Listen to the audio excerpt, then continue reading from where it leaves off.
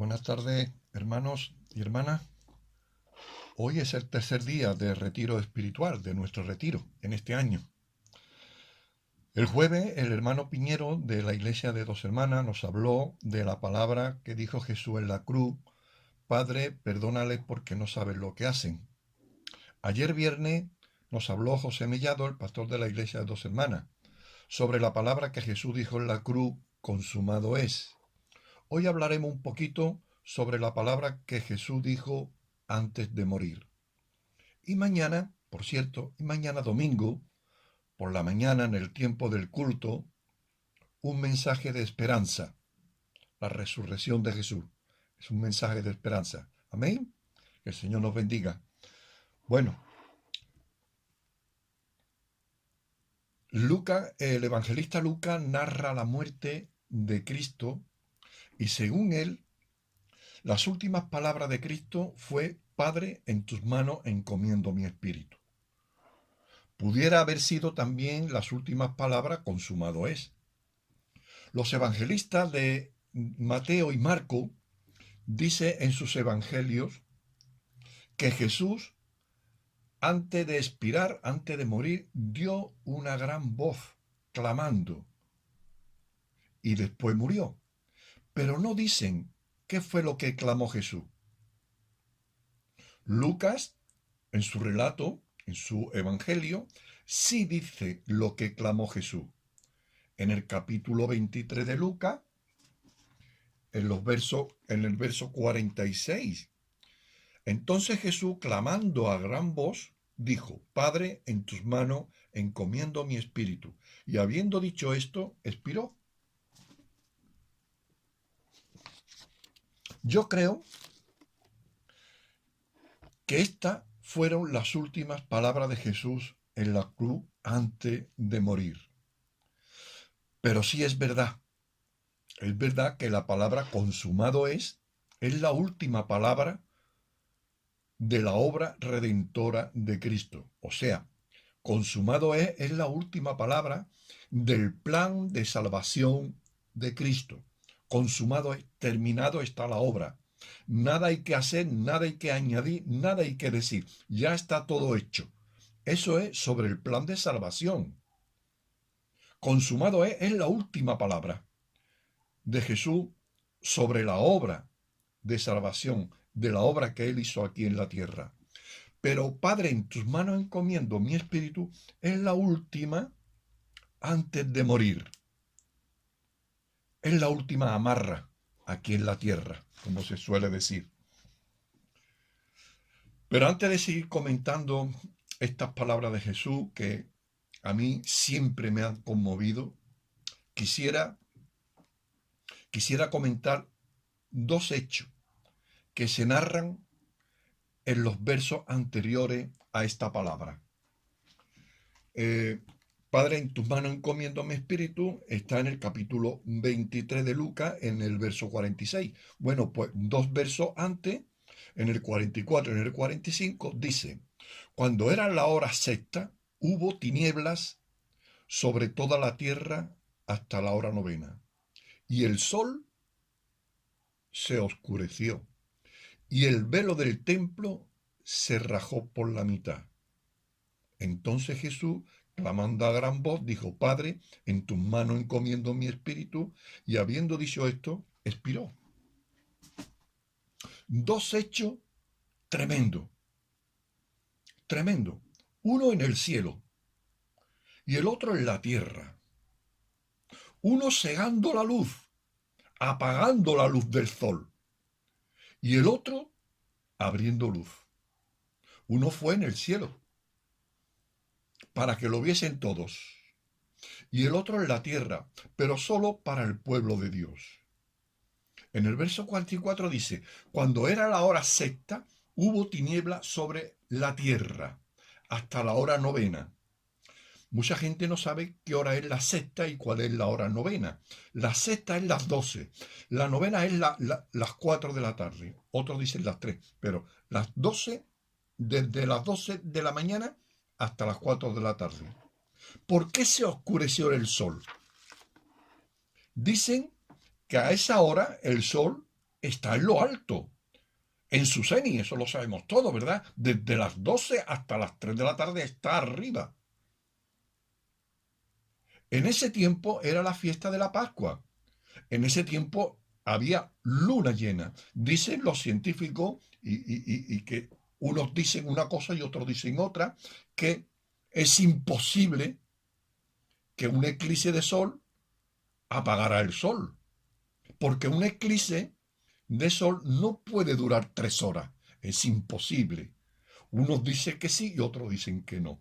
En cualquier caso, para nosotros los creyentes nos da igual, para nosotros es un milagro, amén. Es un milagro. El sol se oscureció, hubo tiniebla en la tierra, porque Cristo estaba muriendo en la cruz.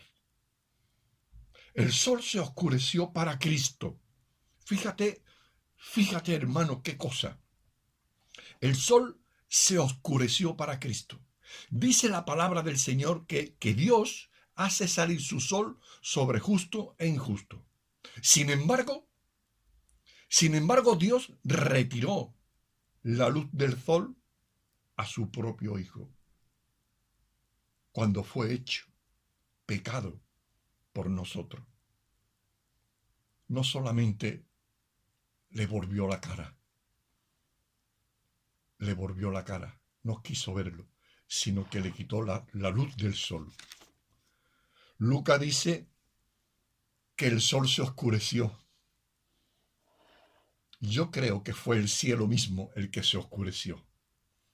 Hay un texto en Isaías en el capítulo 5, verso 30, que dice: entonces mirará hacia la tierra, y he aquí tinieblas de tribulación, y en su cielo se oscurecerá la luz.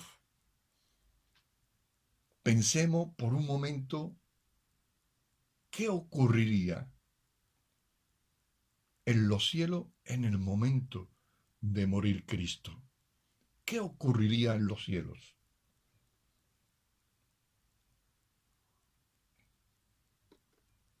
Del cielo sabemos pocas cosas.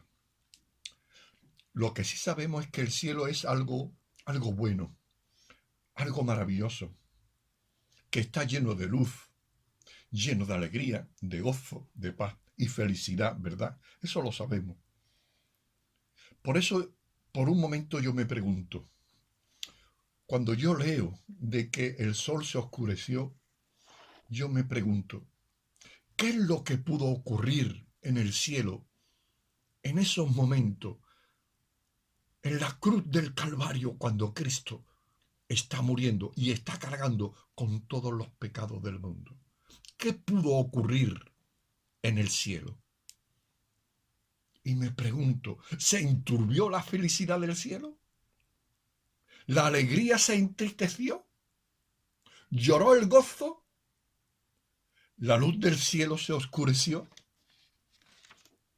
Posiblemente, posiblemente. ¿Por qué?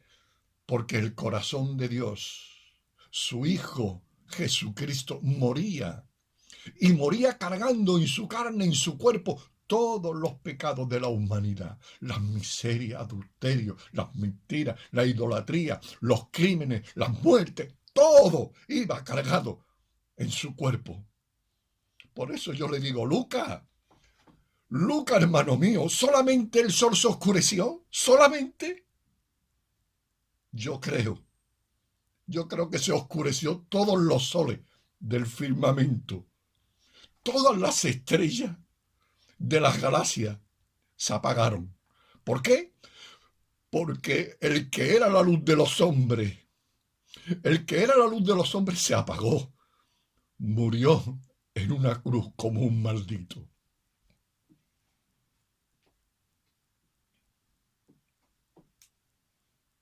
Amén, hermano. El segundo hecho que dice el evangelista Lucas, es un hecho aún más importante. ¿Más importante, Miguel? Sí. Aunque fuera en esta tierra. El primero fue en el cielo. El sol se oscureció. pero el segundo es en un sitio muy especial, nada más y nada menos que en la casa de Dios, en el templo. Dice el texto, el velo del templo se rasgó por la mitad. El velo del templo. ¿De qué velo está hablando? ¿Dónde estaba este velo? La referencia bíblica, la enseñanza bíblica, nos remite y nos lleva al libro del Éxodo, en el capítulo 26. Allí es cuando Dios le está hablando a Moisés y le está diciendo cómo tiene que hacer el tabernáculo. El tabernáculo era el sitio donde las cosas santas, y el mismo Dios dice que iría con el pueblo de Dios caminando por el desierto, ¿verdad? Es el mismo Dios el que le manda a Moisés la construcción del tabernáculo. Y como ustedes sabéis, la orden de Dios fue exacta y muy escrupulosa, que lo hiciera exactamente como él decía. Cuando llega la hora de separar en el tabernáculo el lugar santo al lugar santísimo, el Señor le dice a Moisés, mira Moisés, vas a poner un velo debajo de los corchetes y meterás allí el arca del testimonio. Y el velo va a separar el lugar santo del lugar santísimo. Este velo separaba el lugar santo al lugar santísimo. Nadie, absolutamente nadie podía cruzarlo. Nadie podía entrar al lugar santísimo, excepto el sumo sacerdote.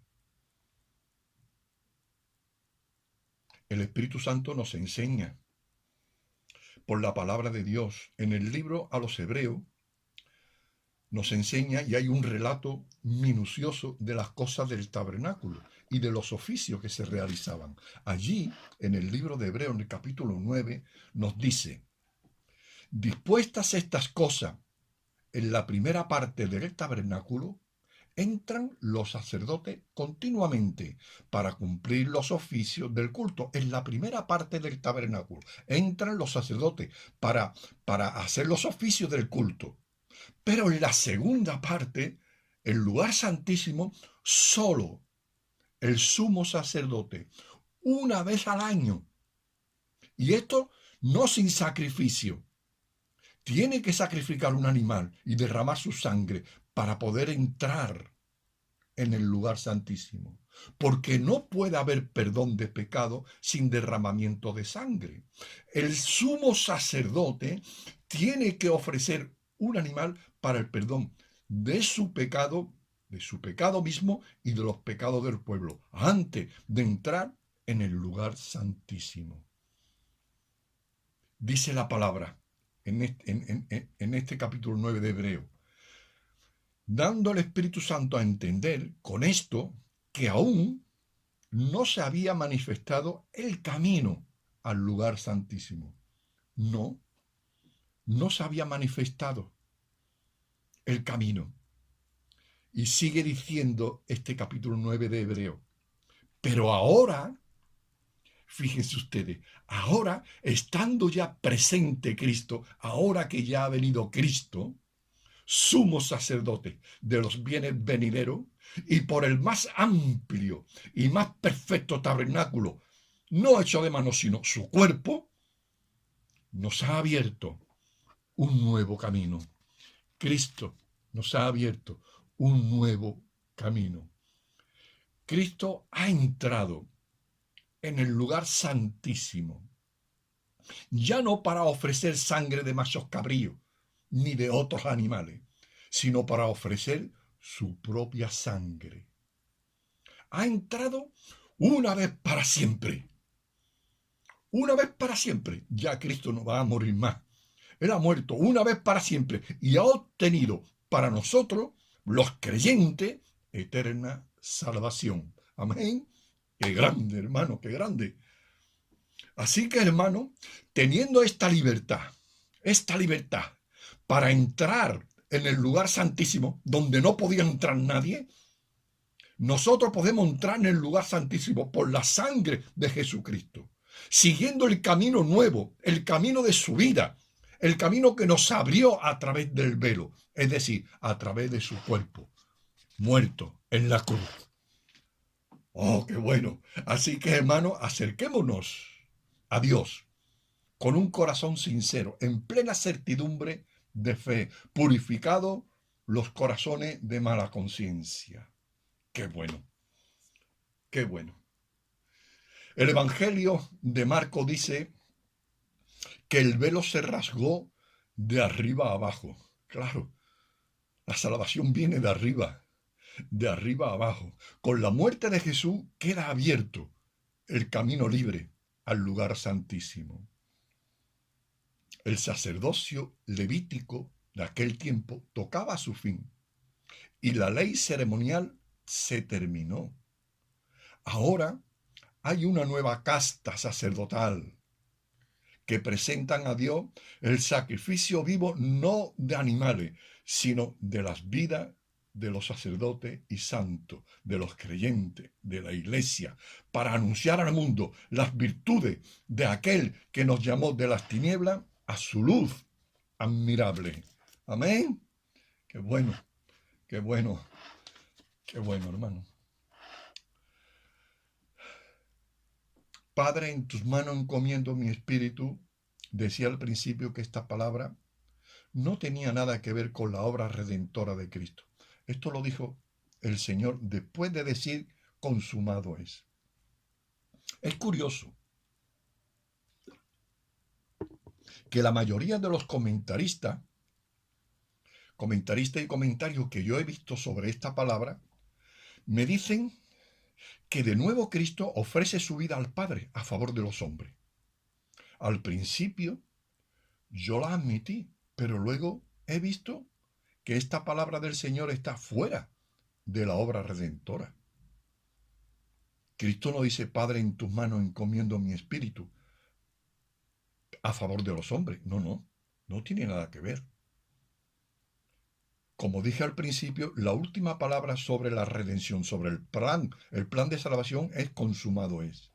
Pero Padre, en tus manos encomiendo mi espíritu, es una oración de Jesús al Padre, encomendándole su espíritu cuando Él muriera.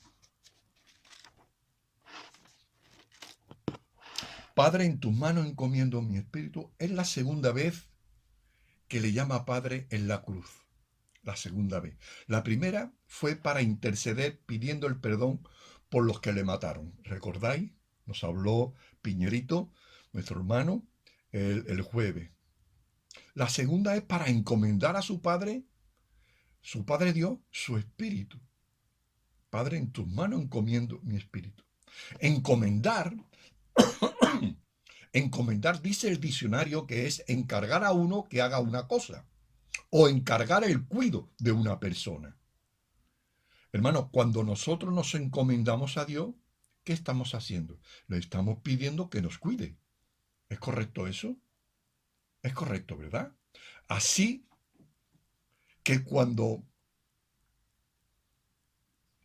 yo oigo que Jesús está diciéndole al Padre, Padre, en tus manos encomiendo mi espíritu, yo me hago algunas preguntas.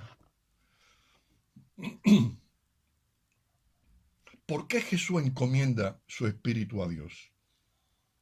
¿Necesitaba Jesús la protección de su Padre? Hasta el tercer día, después de muerto, no subió a los cielos. ¿Dónde estuvo los 3 días de muerto?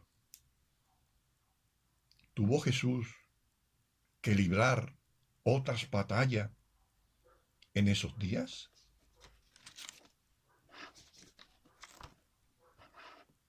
Son preguntas.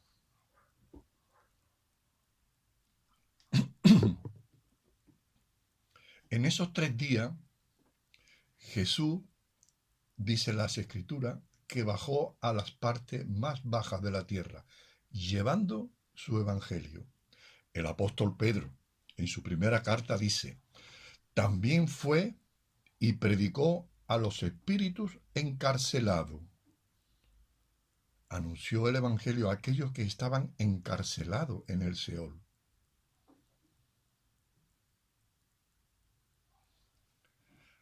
Ay, ¿sabe qué? Me pregunto, y veo la vida de Jesús en los Evangelios. Y me pregunto, si Jesús tuvo oposición de parte de Satanás al predicar aquí en la tierra el Evangelio, porque él predicaba, pero tenía mucha oposición de Satanás.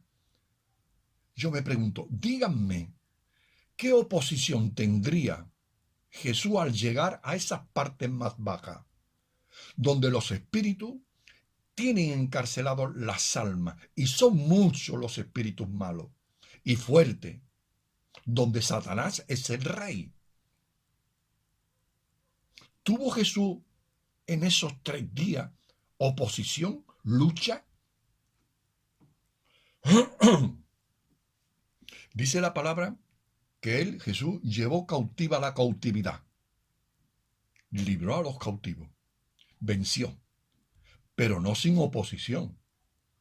Yo creo que Jesús tuvo que librar batalla y lucha en esos 3 días antes de subir al Padre.